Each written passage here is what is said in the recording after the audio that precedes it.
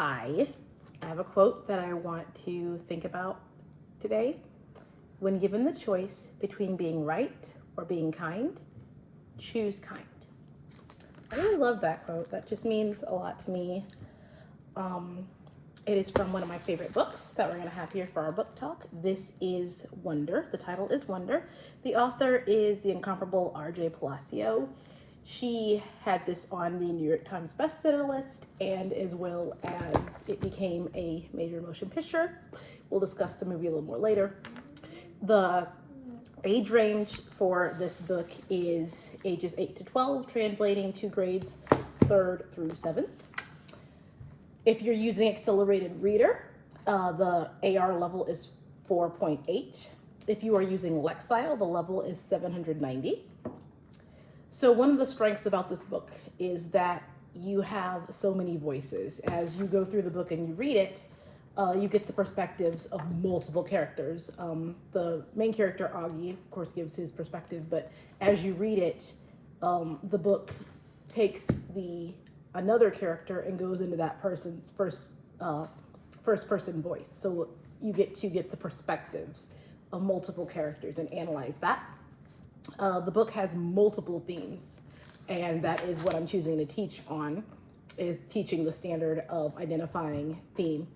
Amongst those themes are kindness, empathy, identity, many characters. As you have those multiple perspectives, you get the identity realizations of those characters as well. Confidence, acceptance of self, acceptance of others, family, friendship, honesty, empathy, bullying. There's so many themes, and when teaching themes, it can be pretty abstract. So I want to provide a visual aid to help you with teaching theme. I have here this anchor chart that I'm going to pull up on themes in literature. I'm going to try to make it clear so you can get a good view of it. So there are multiple anchor charts you can use for teaching theme, but I like to use this one because it says cream filling is hidden inside a cupcake. Themes are hidden inside a book. So if you kind of think about like a dessert and this book I like to use with that one because differently than other anchor charts that you have with finding themes, they kind of take you through one character. This book has so many characters who are learning throughout the story. That's why I like to use that one, because I think of the many ingredients of a cupcake. You can think of the many themes of this particular story.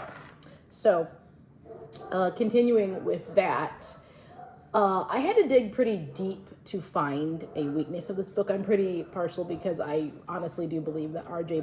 Palacio it was groundbreaking what she did with the story. But if we really have to think about something that could be difficult from a teacher's perspective, it's the fact that when you're differentiating this book, you'll have to really be intentional with it, because she does go rigorous.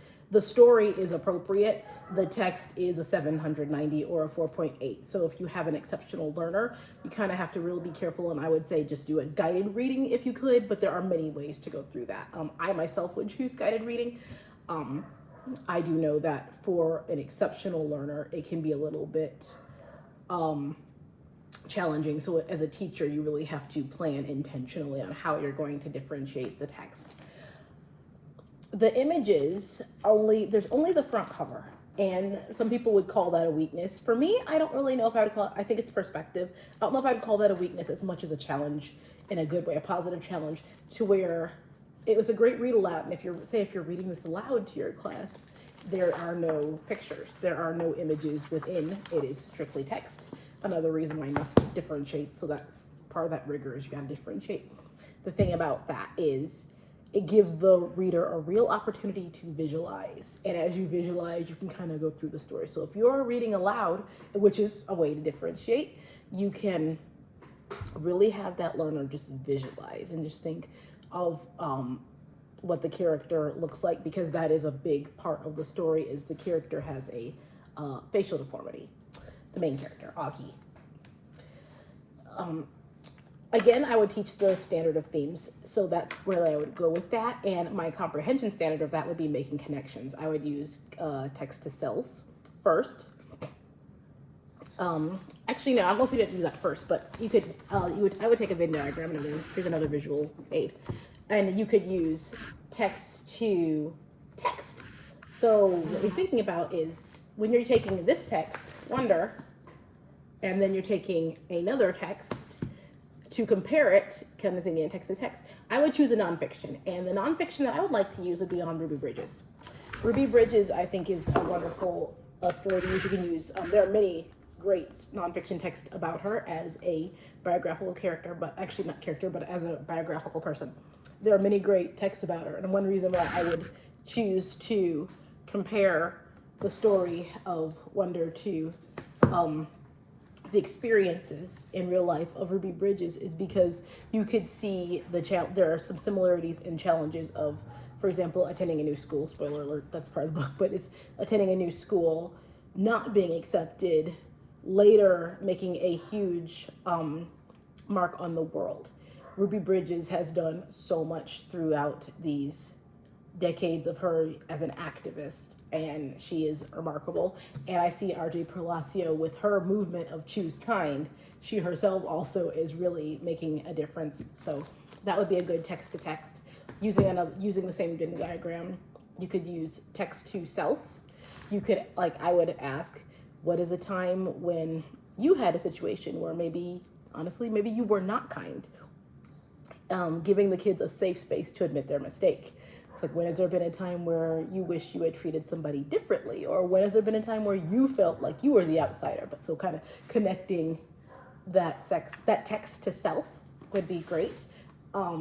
Another thing that you can use is text to the world. So I always like to use those three connections, text to the world as well, and talk about how can you make a difference just by treating people properly and being kind? And then again, thinking about Ruby Bridges, how is she, like, we could bring in her current work as an activist today. How has she made a difference in what she does? With that being said, you could also, have some of her Ruby Bridges videos in real life of her speaking to students and kind of giving them a positive challenge so they could connect text to the world. And then also going back to our anchor text, asking the kids, what could you do in light of the Choose Kind movement that RJ Palacio has begun with her book? What can you do in the future as other students, and what can you do to choose kindness and make a difference? One of the difficulties that I encountered in teaching this book is that it's hard to be concrete with theme. There's not like manipulatives. So that's why I think the anchor charts are helpful. Graphic organizers such as Venn diagrams are helpful, so that you can kind of get that concrete thinking down. One thing that I would do differently is that I would go into making a book study with multiple standards, not just theme, because there is so much that I'm realizing you can do with a Venn diagram. It's often compare and contrast and then cause and effect. So one thing I would do differently is kind of plan a little bit into more standards, kind of get more bang for the buck, if you will. And then what I'm going to do for the future is I would have the students use Fall at Destiny. That is a great website, and I can include the link. It is a library. It's kind of like an online library where kids can reserve books, but even better, my favorite feature is kids can leave book reviews.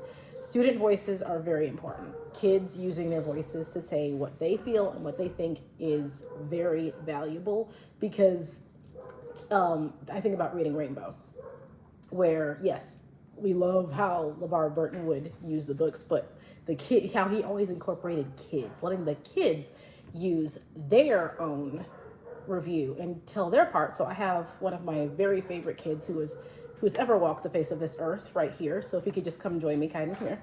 One of my very favorite people is here. He's going to chat with us a little bit quickly as we close. So here we have it. And how do you feel about this book? Yes, you gave it 2 thumbs up. Yes, yes, he gives it 2 thumbs up. And let's chat about, last night, we had some mom and son time. Yes, I am his mom. And we watched the movie. And I always want to ask you, because this is a big thing, when an author writes about takes when an author sells the rights to his or her book and it becomes a movie, we take it pretty seriously that they're accurate.